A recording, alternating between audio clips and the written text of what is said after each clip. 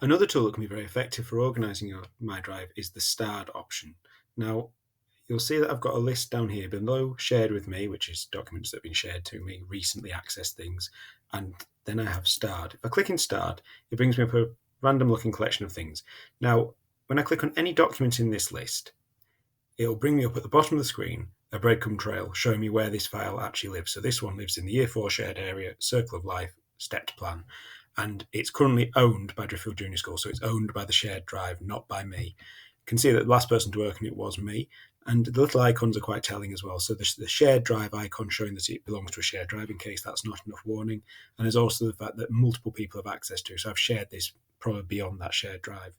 You can see this one just in the shared drive. This one has been on the shared drive and has been shared with people. This one down here has just been shared with people. And then these ones are living in my area. You can see that some of them have been last modified by someone else. So it's quite useful. It always shows me where things are. So this is a collection of things from multiple different places, all in one, effectively one folder, the starred folder. Now, if I want to star anything, all I have to do is find the folder in my drive or in a shared drive. It could be anywhere. And I could do it to a folder or a file. All I'd have to do is right click on it. That'll bring up my right click menu. And one of the options there is called Add to Starred. The minute I do that, next to the folder, it puts a nice star so I can see that this is a starred folder. Now, if I go to the starred drive, hopefully we should see that that one is now in there. Sometimes it can take a little bit to update. There we go. It's existing in there. So it's almost like a list of shortcuts or bookmarks. A bit like when you star on Google Chrome for websites, it's starring folders and files into your drive, which is quite useful for quickly finding. The other option as well is that once you've dealt with them, so for example, I've been using some computing files down here, I might be finished with them and I just want to go back to storing them as normal. To unstar something, all you do is you right click on it and you've got remove from starred and it will disappear from your starred list. Doesn't damage the file, doesn't damage the folder because it's still in my drive. It hasn't touched it. It's just taking it on and off this list.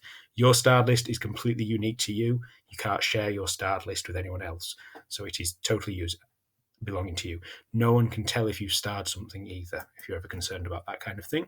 Another way to star things is say you've got a document. Now, in this case, it's a document that I've been working on and it's some important information. I'm working on it and I haven't quite finished it. So maybe I can't think where it's going to belong, if there's any particular folder it belongs in, and I don't want to go rummaging around for it later on because important information, I'll have lots of files called that. One option I could do is I could look at the move to see where it is and try and save it somewhere sensible. So as soon as I click that, I could save it into different locations. It's a bit like the old Windows Explorer, this one. I could choose whereabouts I save it or even share it onto a shared drive. Or I could just, as a short-term trick, just star it. That icon is always there for files, so I've just starred that one and it'll now be in my starred list. If I want to unstar it from inside a doc, I can just click on the unstar there.